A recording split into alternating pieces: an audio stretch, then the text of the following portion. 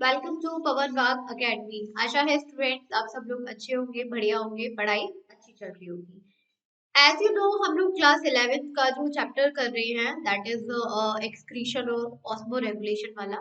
Last हम लोगों ने किडनी के बारे में पढ़ा था और किडनी के जो पूरे पार्ट्स थे, यूरेथ्रा, यूरिनरी ब्लैडर, इन सब के बारे में बता दिया था। लास्ट मैंने आप लोगों को ये भी बता दिया था that urinary bladder is a temporary storage organ for urine and it helps to expel urine, right.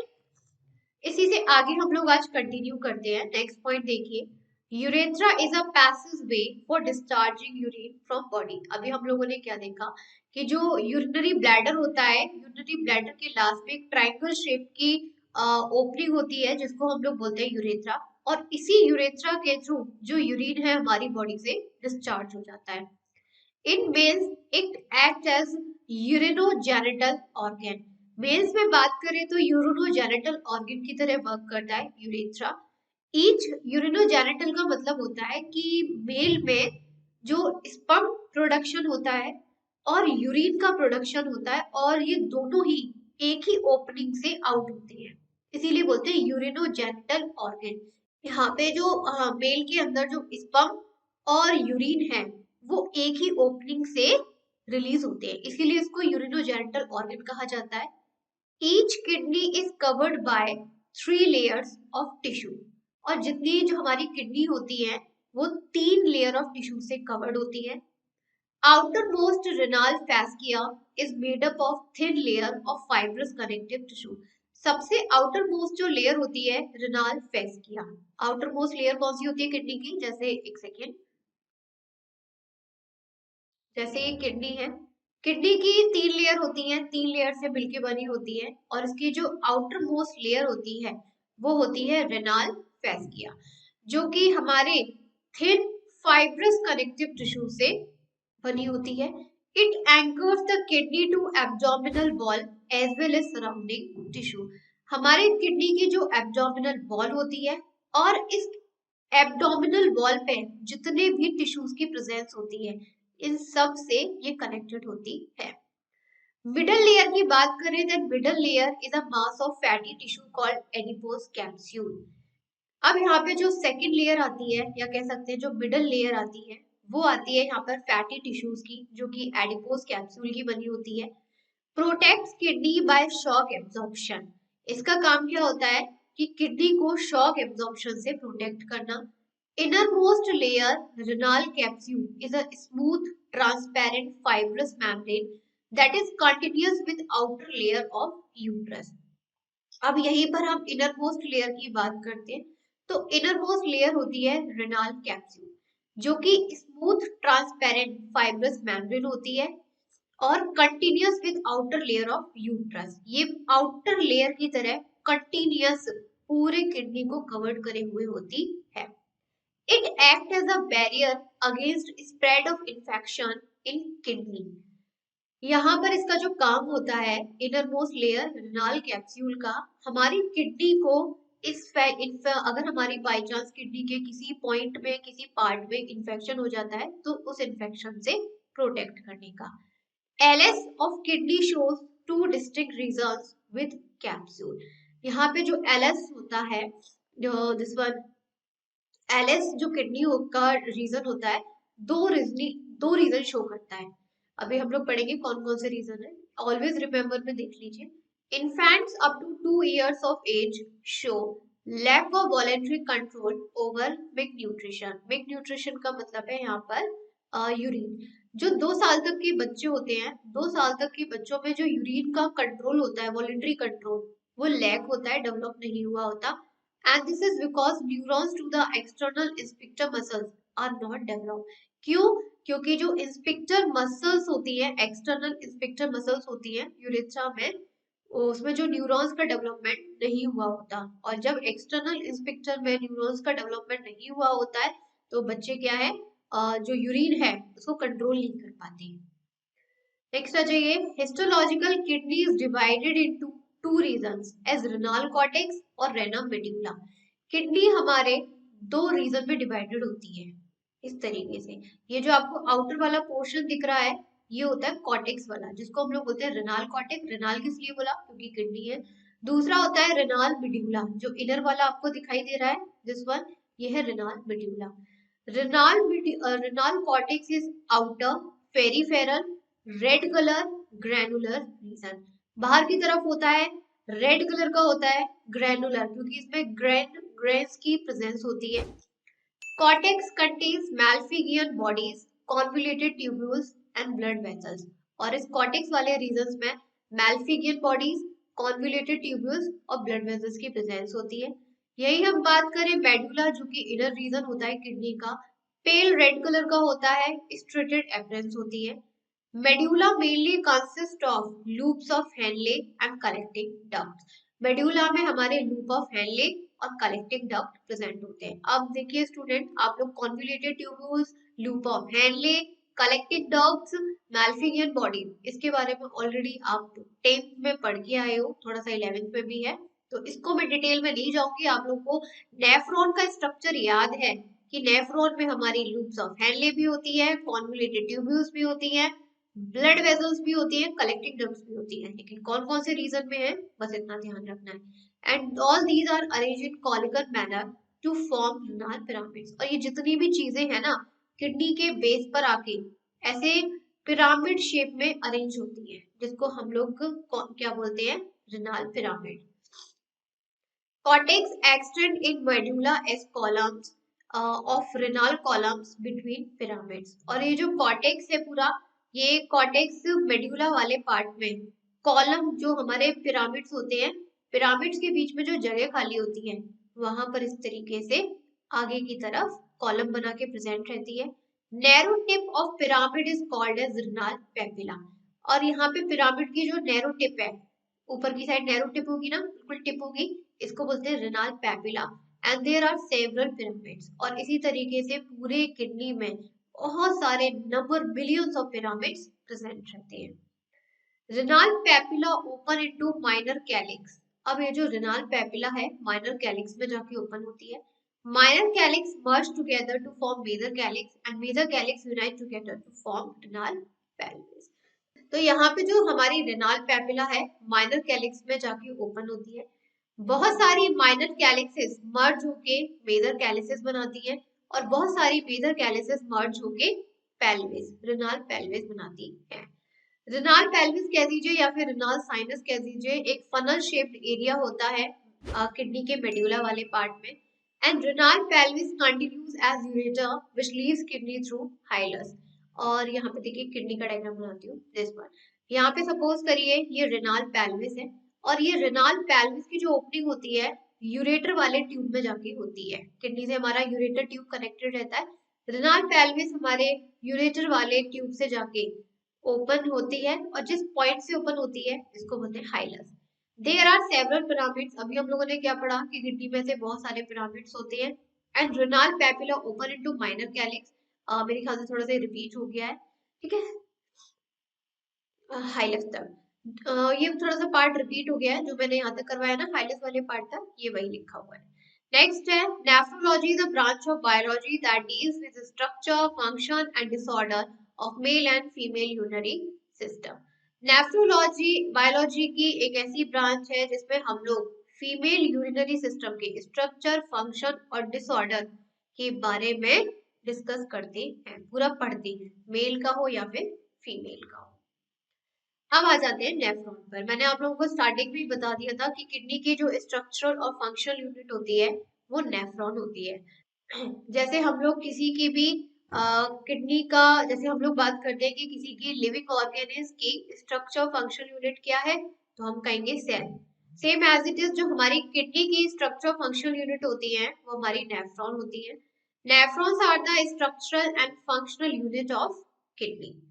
Each nephron consists of about 4 to 6 centimeter long thin walled tube, renal tube and a bunch of capillaries, glomerulus। ये मैं आपको थोड़ा सा diagram बताती हूँ। Nephron जो कि हमारे किडनी की स्ट्रक्चरल और फंक्शनल यूनिट है। हर एक नेफ्रॉन का जो लेंथ होता है वो 4 से 6 सेंटीमीटर होता है, थिन वॉल्ड होती है। अब इसमें एक ट्यूब्यूल और बहुत सारी कैपिलरीज का बंच जिसे हम लोग बोलते हैं ग्लोमेरुलस, वो प्रेजेंट होता है। इसका स्ट्रक्चर कुछ इस तरीके से होता है, दिस वन लाइक दैट। एक सेकेंड मैं थोड़ा सा दोबारा बना देती हूँ।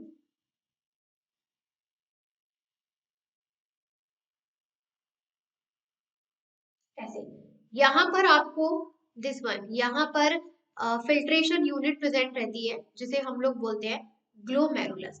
यहाँ पे आर्टरीज बहुत सारे फिल्टर यूनिट्स में डिवाइड हो जाती हैं। आर्टरीज क्या करती हैं, बहुत सारी यूनिट्स में डिवाइड हो जाती हैं जिसे हम लोग बोलते हैं ग्लोमेरुलस। और फिर इस ग्लोमेरुलस के नीचे एक ट्यूब आपको दिखाई दे रही है, पूरी लॉन्ग ट्यूब, जिसे हम लोग क्या बोलते हैं, रेनाल ट्यूब्यूल। तो नेफ्रॉन हमारे दो कंपोनेंट से मिलकर बनी होती है, एक होती है रेनाल ट्यूब्यूल और bunch of capillaries that is glomerulus. Wall of renal tubule is made up of a single layer of epithelial cells. इस रेनाल ट्यूब की जो लेयर होती है वो एपिथेलियल सेल्स की मिली बनके एपिथेलियल सेल्स की मिलके बनी होती है। It's proximal and is wide, इसका जो प्रॉक्सिमल एंड होता है वो थोड़ा सा वाइड होता है, ब्लाइंड होता है, कप लाइक होता है, कॉल्ड एज वुमेन्स कैप्सूल। यहाँ पर देखिए, यहाँ पर जो रेनाल ट्यूब्यूल का जो प्रॉक्सिमल एंड है, बिल्कुल स्टार्टिंग वाला जो पार्ट है, बिल्कुल वाइड होता है, चौड़ा होता है, ब्लाइंड होता है, कप लाइक होता है, इसीलिए हम लोग इसे क्या बोलते हैं, Bowman's capsule. Distal end is open, और इसका जो लास्ट होता है ना डिस्टल एंड, ये हमारे ओपन होता है। It is divisible into Bowman's capsule, neck proximal convoluted tubule, loop of Henle, distal convoluted tubule and collecting tubule. मैं इसका डायग्राम आप लोगों को बना देती हूँ। ऐसे यहाँ पर बना हुआ है, यहाँ पर देखिए ये पूरा बना हुआ है, तो मैं ये बना आपको बनाने की मुझे जरूरत नहीं है। यहाँ पे देख लीजिए, यहाँ पे एक सेकेंड, यहाँ पे थोड़ा सा ही बड़ा करके दिखा दिया है। पहले यहाँ देखिए, ये जो आपको स्ट्रक्चर दिखाई दे रहा है ना बीच में एकदम फिल्टर जैसा, इसे हम लोग बोलते हैं ग्लोमेरुलस। यहाँ पे दिखा भी हुआ है, देखिए यहाँ पे बहुत सारी कैपिलरीज डिवाइड हो रही है और बहुत सारी नंबर ऑफ कैपिलरीज में ब्रांचेस बना रही है, बंच बना रही है। इसे हम क्या बोलते हैं, ग्लोमेरुलस बोलते हैं। ग्लोमेरुलस के जस्ट नीचे इस तरीके से राउंड शेप में एक बाउल शेप में स्ट्रक्चर प्रेजेंट रहता है जिसे हम बोलते हैं वुमेन्स कैप्सूल। अब इस बाउल शेप स्ट्रक्चर से आपको देखिए ये ट्यूब स्टार्टिंग दिखाई दे रही है, रेनाल ट्यूब्यूल। इस ट्यूब्यूल का जो स्टार्टिंग वाला पार्ट होता है इसको हम लोग बोलते हैं पीसीटी, प्रॉक्सिमल कॉन्वोल्यूटेड ट्यूब्यूल। कब तक, यहाँ तक, जब तक कि ये पूरा स्ट्रेट यू ट्यूब की शेप नहीं ले लेती है, यू शेप, यू ट्यूब की शेप नहीं ले लेती है, तब तक ये हमारी कर्व्ड शेप में रहती है, तब तक इसे बोलेंगे पीसीटी। जैसी ये हमारी बिल्कुल यू शेप में आ जाती है यहाँ तक, इसे बोला जाता है लूप ऑफ हेनले। अब इसे क्या कहेंगे, loop of Henley.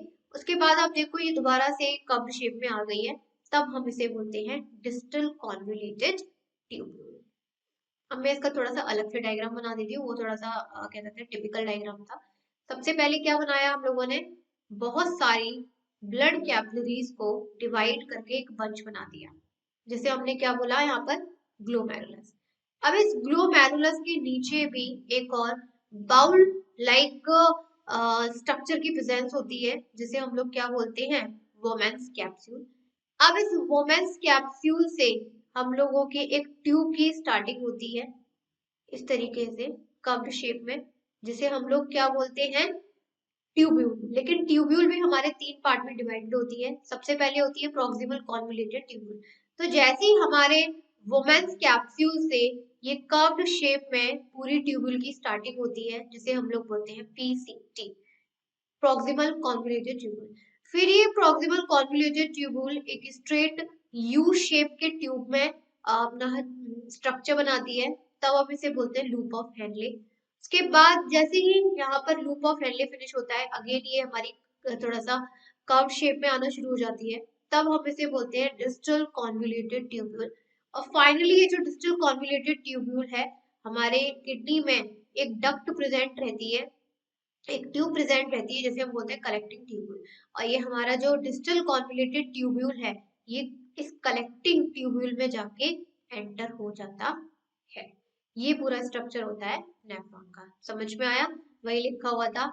It is divisible into Bowman's capsule. Bowman's capsule होता है, एक नेक होता है, नेक मतलब जहां से हम लोगों की स्टार्टिंग हो रही है इस पूरे ट्यूब्यूल की। फिर ट्यूब्यूल हमारा कई 3 पार्ट्स में डिवाइडेड होता है, पीसीटी, एलओएच, डीसीटी। जब तक ये ट्यूब हमारे कर्व्ड में है तब हम बोलेंगे पीसीटी, प्रॉक्सिमल कॉन्वोल्यूटेड ट्यूब्यूल। जैसे ही हमारे यू शेप में आ जाएगा तब हम इसे कहेंगे लूप ऑफ हेनले। ये अगेन फिर हमारा कर्व शेप में आ जाएगा तब हम इसे कहते हैं कॉन्वोल्यूटेड ट्यूब्यूल। और फाइनली ये कॉन्वोल्यूटेड ट्यूब्यूल हमारी अटैच होती है collecting tubules. I hope diagram समझ में आ गया होगा। अब यहाँ पे टेक्स्ट देखिए, glomerulus is present in the cup like cavity of Bowman's capsule and both are collectively known as renal corpuscle और मैल्फिगियन बॉडी। अभी हम लोग पढ़ रहे थे ना मैल्फिगियन बॉडी, मैल्फिगियन बॉडी किडनी के कॉर्टेक्स वाले पार्ट में मैल्फिगियन बॉडी की प्रेजेंस होती है, वो यही है। यहाँ पर क्या होता है कि जैसे मैंने अभी बताया ये ग्लोमेरुलस है जिसके अंदर बहुत सारी कैपिलरीज बंच बना रही है मिलके, ठीक, जैसे हमने बोला ग्लोमेरुलस। अब इस ग्लोमेरुलस के जस्ट नीचे कप लाइक शेप में एक कैप्सूल प्रेजेंट रहता है जिसे हम लोग बोलते हैं वुमेन्स कैप्सूल। और हमारी ग्लोमेरुलस और वुमेन्स कैप्सूल दोनों मिलके एक कलेक्टिवली हम लोग इसको दोनों मिला के क्या कहेंगे, रिनल कॉर्पुलस या फिर malpighian body. Each मैल्फिगियन body is about 200 micrometre. जितनी भी एक्चुअली क्या होता है, इस तरीके के बहुत सारे ग्लोमेरुलस यानी कि नेफ्रॉन प्रेजेंट होते हैं, मिलियंस ऑफ ग्लोमेरुलस और वुमेन्स कैप्सूल होते हैं। और हमारी बॉडी में जितने भी ग्लोमेरुलस और वुमेन्स कैप्सूल हैं वो मिलके मैल्फिगियन बॉडी बनाते हैं। और हमारी बॉडी में किडनी में जितनी भी मैल्फिगियन बॉडी है 200 माइक्रोमीटर के डायमीटर में प्रेजेंट होती है and consist of a Bowman's capsule and glomerulus. और ईच मैल्फिगियन बॉडी किससे मिलके बनी है, एक हमारे ग्लोमेरुलस से, दूसरा हमारे वुमेन्स कैप्सूल से। क्लियर। अब आ जाते हैं हम लोग यहाँ पर ग्लोमेरुलस। अभी हम लोगों ने नेफ्रॉन देख लिया कि नेफ्रॉन क्या है, अब हम लोग पढ़ते हैं glomerulus. Glomerulus is a bunch of fine blood capillaries lying in the cup of women's capsule. Glomerulus क्या है कि women's capsule के अंदर बहुत सारी कैपिलरीज मिलके एक बंच बना देती है, उसी को हम लोग बोलते हैं glomerulus. A small terminal branch of renal artery called afferent arteriole enters the cup cavity and undergoes extensive fine branching to form network of several capillaries. Actually देखिए होता क्या है, यहाँ पर डायग्राम के थ्रू समझिएगा आप लोग। जैसे ये हमारी ग्लोमेरुलस, इसके अंदर बहुत सारी ब्लड कैपिलरीज आ रही है और इस तरीके से बंच बना रही है, लेकिन हमारे किडनी के इस ग्लोमेरुलस में आई मीन उसमें सिर्फ एक ही आर्टरी एंटर करती है, सिर्फ एक ही थिक आर्टरी एंटर करेगी जिसको हम लोग बोलते हैं आर्ट्रियोले, एफरेंट आर्ट्रियोले। जब हमारे किडनी के इस वुमेन्स और कैबुलर ग्लोमेरुलस पार्ट के अंदर एक थिक आर्टरी एंटर करती है जिसे हम लोग बोलते हैं एफरेंट आर्ट्रियोले। ये एफरेंट आर्ट्रियोले जैसे ही हमारे ग्लोमेरुलस वाले पार्ट में आती है ये अपने आप को नंबर ऑफ डिफरेंट आर्टरीज में डिवाइड कर देती है और आर्टरीज का बंच बना देती है, ठीक। Now the bunch is called glomerulus and the capillary wall is fenestrated. और जो कैपिलरीज की वॉल है वो फेनेस्ट्रेटेड हो जाती है and all capillaries reunite and forms an efferent arteriole that leaves the curve cavity. Fenestrated का मतलब होता है कि ब्लड के अंदर जो भी इम्प्योरिटीज हैं उनको उसको फिल्ट्रेट करने के लिए हेल्प करती हैं। कैपिलरीज की वॉल इतनी थिन हो जाती है कि ब्लड के अंदर जो भी इम्प्योरिटीज है वो फिल्टर होना शुरू हो जाती है। फाइनली यहाँ पर अब जितनी भी आर्टरीज हैं जब ये बाहर की साइड निकलती है, अब ऐसा तो है नहीं कि अंदर की साइड घुस गई है लेकिन बाहर की साइड नहीं आ सकती, ये आर्टरीज पहले हमारी एंटर हुई तो एक थिक आर्टरी की फॉर्म में एंटर होती है जिसे हम लोग बोलेंगे एफरेंट आर्टियोले। उसके बाद यही हमारी कैपिलरीज जब बाहर की साइड निकलती है ग्लोमेरुलस से तो भी रीयूनाइट होके, बहुत सारी नहीं निकलती कि जिससे यहाँ पे अंदर जाके इन्होंने क्या कर लिया था, अपने आप को बहुत सारी कैपिलरीज में डिवाइड कर लिया था। अब यहाँ पर जब ये बाहर की साइड निकलती है ग्लोमेरुलस से तो भी अपने आप को रीयूनाइट कर लेती है और रीयूनाइट होने पर एक आर्टरी बना लेती है जिसको हम लोग बोलते हैं एफरेंट आर्टियोले। जब पहले सॉरी, जब पहले अंदर आई तो एक थिक आर्टरी से आई एफरेंट आर्टियोले। इस एफरेंट आर्टियोले ने अपने आप को number of millions of smallest blood capillaries में डिवाइड कर लिया, ब्रांचिंग कर ली। अब ये दोबारा से ये आर्टरी बाहर की साइड निकलेगी, बाहर की साइड निकलने के बाद एक कॉमन आर्टरी बना लेगी जिसको हम लोग बोलेंगे एफरेंट आर्टियोले, और इस कप कैविटी के बाहर आ जाएगी। Now the diameter of afferent is greater than afferent arteriole to create a high hydrostatic pressure in glomerulus। अब एक चीज और ध्यान रखिएगा स्टूडेंट कि ये जो हमारी आ रही है ये है एफरेंट आर्टियोले, और यहाँ जो बाहर निकलती है ये है एफरेंट आर्टियोले। तो एफरेंट का जो डायमीटर होता है ज्यादा होता है कंपैरिजन टू एफरेंट की। क्यों? क्योंकि यहाँ से हमारा पूरी बॉडी का ब्लड आ रहा होता है और हाई प्रेशर से आता है, जिसकी वजह से ब्लड में जो भी इम्प्योरिटीज या अदर कंपोनेंट्स हैं वो फिल्टर हो जाते हैं। और यहाँ से जो बाहर निकलता है ब्लड वो प्योर ब्लड होता है, उसको किसी चीज को फिल्टर नहीं करने होता, तो यहाँ पे मिनिमम प्रेशर से आराम से निकल सकता है, right. And it is important for ultrafiltration. ये तो लिखा हुआ है कि एफरेंट आर्टरी का डायमीटर ज्यादा है, होना भी चाहिए। क्यों? ताकि किडनी में हाई हाइड्रोस्टेटिक प्रेशर लग सके, जिसकी वजह से इसके अंदर जितनी भी हमारी इम्प्योरिटीज हैं वो सब बाहर निकल आए ब्लड की, और यहाँ से जो आर्टरी निकलती है एफरेंट आर्टियोले मिनिमम प्रेशर के साथ निकलती है क्योंकि इसमें कोई भी इम्प्योरिटीज नहीं होती। के बाद आता है Bowman's capsule. It is a cup like structure having double wall. अब इस ग्लोमेरुलस के नीचे हमारा कप लाइक स्ट्रक्चर प्रेजेंट रहता है, जिसे हम लोग क्या बोलते हैं बेटा? That is Bowman's capsule. Double wall होता है, डबल वॉल मैंने बना दिया। Both walls are composed of squamous epithelium. इसकी जो दोनों वॉल हैं स्क्वैमस एपिथेलियम से बनी होती है। Outer wall is called as parietal and inner wall is called as visceral wall. इसकी जो आउटर वॉल है उसे हम पेरिटियल बोलते हैं और जो इनर वॉल है उसे हम वेस्ट्रल वॉल कहते हैं। There is a space called as capsular space, urinary space in between two walls। अब ये जो दोनों वॉल्स होती हैं वुमेन्स कैप्सूल की, इन दोनों वॉल के बीच में एक स्पेस प्रेजेंट रहता है जिसे हम बोलते हैं यूरिनरी स्पेस। इस स्पेस को क्या बोलते हैं? यूरिनरी स्पेस कह दीजिए या फिर capsular space. Visceral wall consists of special type of squamous cells called podocytes having a foot-like pedicle। यहाँ पे देखिए थोड़ा सा डायग्राम दिखाया गया है। ये तो अंदर तो ग्लोमेरुलस है, ये है वुमेन्स कैप्सूल, ये इसकी फर्स्ट लेयर है, राइट, और ये इसकी सेकंड लेयर है। इस तरीके से बाहर वाली वॉल को, अंदर वाली वॉल को हम लोग बोलते हैं वाइसरल वॉल, और बाहर वाली वॉल को हम लोग बोलते हैं पेरिटियल वॉल, और इनके बीच में जो स्पेस प्रेजेंट रहता है उसको बोलते हैं कैप्सूलर स्पेस। अब कहा गया है कि जो इसकी वेस्ट्रल वॉल होती है, इनर वाली वॉल होती है, मतलब ये वाली बिल्कुल ये हमारे कुछ स्पेशल टाइप के स्क्वेमस सेल्स इसमें प्रेजेंट रहते हैं जिसको बोलते हैं पॉडोसाइट्स, जो कि एक फुट लाइक स्ट्रक्चर बनाते हैं इस तरीके से पेडिकल, ताकि ये ग्लोमेरुलस के कांटेक्ट में रहे। लिखा हुआ है these podocytes are in close contact with the walls of capillaries of glomerulus, ताकि इसके अंदर जो ये फुट लाइक स्ट्रक्चर है ये ग्लोमेरुलस यानी कि ब्लड कैपिलरीज के बंच के साथ कांटेक्ट में रह सके। There are small slits called as filtration slits in between adjacent podocytes। अब इन podocytes के बीच में filtration slits present रहती हैं, यानी कि इस कैपिलरीज के ब्लड में से जो भी फिल्टर होगा वो हमारे इस podocytes के सेल्स को क्रॉस करते हुए वुमेन्स कैप्सूल के स्पेस, कैप्सुलर स्पेस में एंटर हो जाएगा। Peritoneal wall is thin, consisting of simple squamous epithelium। Parietal wall थोड़ी सी थिन होती है और सिंपल स्क्वेमस एपिथेलियम टिश्यू से बनी होती है।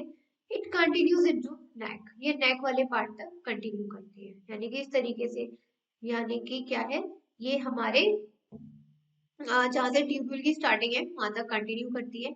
The wall of neck is made up of ciliated epithelium. जो नेक जहां से ट्यूब्यूल की स्टार्टिंग हो रही है वहां पर सीलिएटेड एपिथेलियम टिश्यूज से बनी होती है। Lumen of neck is called urinary pole. Neck का जो ल्यूमेन वाला पार्ट होता है उसको हम लोग बोलते हैं urinary pole. And neck leads to the proximal convoluted tubule. और उसके बाद ये जो नेक है वो हमारे ट्यूब्यूल में एंटर हो जाता है, एंटर स्टार्ट हो जाता है, जैसे हम लोग बोलते हैं कॉन्वोल्यूटेड ट्यूब्यूल। के बाद आती है हमारी first proximal convoluted tubule. This is highly coiled part of nephron. यहाँ पे दोबारा से स्ट्रक्चर बनाते हैं। This one is glomerulus, this one is Bowman's capsule, और इस वुमेन कैप्सूल से हाईली कॉइल्ड ट्यूब की स्टार्टिंग हो जाती है, जिसे हम लोग बोलते हैं proximal convoluted tubule. It is lined by cuboidal cells with brush border and surrounded by peritubular capillaries. ये हमारे क्यूबॉइडल सेल्स की, इस पूरे प्रॉक्सिमल कॉन्वोल्यूटेड ट्यूब्यूल पर क्यूबॉइडल सेल्स की लाइनिंग होती है, जो कि ब्रश की बॉर्डर में इस तरीके से, ब्रश की मतलब इसके इस तरीके से ब्रश से निकले रहते हैं, लाइक जिसको बोलते हैं माइक्रोविली। और इसके चारों तरफ कैपिलरी सराउंड होती है। यहाँ से जो कैपिलरी निकल के आ रही थी ना, एफरेंट वाली, वो इसको ऐसे सराउंड करते हुए जाती है। It is placed it is place of selective reabsorption. Actually होता क्या है कि हमारे ब्लड में से जितने भी कंपोनेंट्स होते हैं, ग्लूकोज, अमीनो एसिड, सब कुछ, वो सब फिल्ट्रेट की फॉर्म में इस ट्यूब्यूल में एंटर हो जाती है। लेकिन ग्लूकोज है, अमीनो एसिड है, वाटर है, विटामिन है, ये तो हमारे ब्लड के लिए यूजफुल होते हैं। तो यहाँ पर ये जो हमारी ट्यूब्यूल है, ये ट्यूब्यूल क्या करती है कि जितने भी हम लोगों का यूजफुल वाला पार्ट होता है, कंपोनेंट होते हैं, वो इस कैपिलरी में रीअब्सॉर्ब करने में हेल्प करती है। Due to convolution that is coiling, filtrate flows slowly and remains in the PCT for longer duration.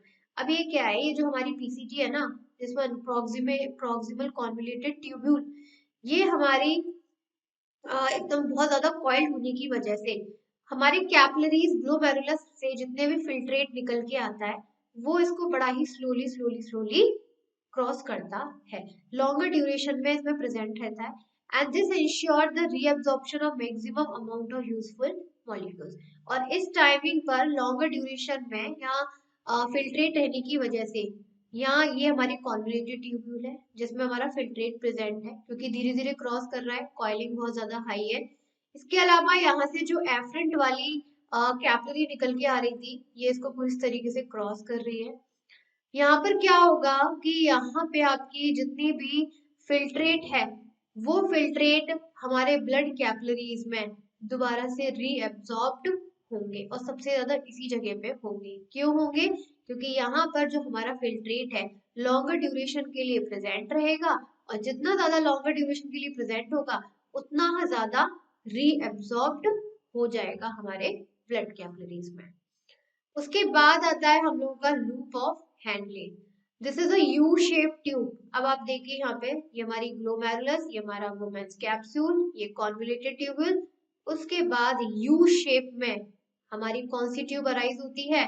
This is loop of handle, right. ये हमारे डिसेंडिंग से असेंडिंग लिम्ब तक जाती है, यानी कि अपर से लेकर लोअर पार्ट तक जाती है। Descending limb is thin walled and permeable to water. जो इसकी नीचे वाली पार्ट होती है डिसेंडिंग लिम्ब, थोड़ी सी थिन होती है, वाटर परमिएबल होती है, वाटर को अलाउड करती है। It is lined with simple squamous epithelium tissues, and ascending limb is thick walled and impermeable to water. और जो असेंडिंग वाला पार्ट होता है इस पूरे यू शेप का, थिक होता है, वाटर के लिए इम्परमिएबल होता है, एंड सिंपल क्यूबॉइडल एपिथेलियम से बना होता है। उसके बाद बात करें LOH, that is loop of handle, is surrounded by a capillaries called वास रेक्टा। अभी मैंने बताया था कि ग्लोमेरुलस से कैपिलरी निकल के आ रही है, जो सबसे पहले प्रॉक्सिमल कॉन्वोल्यूटेड ट्यूब्यूल को क्रॉस करती है, उसके बाद फिर हमारे लूप ऑफ हैंडले को भी क्रॉस करती है, ऐसे ऐसे। उस टाइमिंग पर हम इस कैपिलरी को बोलते हैं वास रेक्टा। At that time, this capillary is called vas recta. Its function is to operate counter current system, a mechanism for osmoregulation. इसका काम होता है osmoregulation का बनाए रखना, that is regulation of salt and water balance in body is called osmoregulation. जब हमारी body में salt और water का मेंटेनेंस रहता है, उसी को बोलते हैं osmoregulation. And ascending limb of Henle's lead to DCT. उसके बाद यहाँ पे जो ascending वाला पार्ट आता है, this one loop of handle का, ये हमारे नेक्स्ट ट्यूब्यूल में एंटर हो जाती है, जिसे हम लोग बोलते हैं DCT, distal convoluted tubule. Okay, I hope यहाँ तक आपको समझ में आ गया होगा। उसके बाद डिजिटल वाला है और बहुत सारा है अभी आप लोगों को पढ़ने के लिए, लेकिन डिजिटल वाला जो पार्ट है इसका वो हम लोग कल स्टार्ट करेंगे। आप लोग का नेक्स्ट सेशन में स्टार्ट करेंगे। अभी इतना ही चलते हैं धीरे धीरे से, आराम आराम से समझते हुए। आशा है सब लोगों को समझ में आ गया होगा, डाउट नहीं रहा होगा। मिलते हैं नेक्स्ट सेशन में नेक्स्ट के साथ। तब तक के लिए thank you student and bye bye.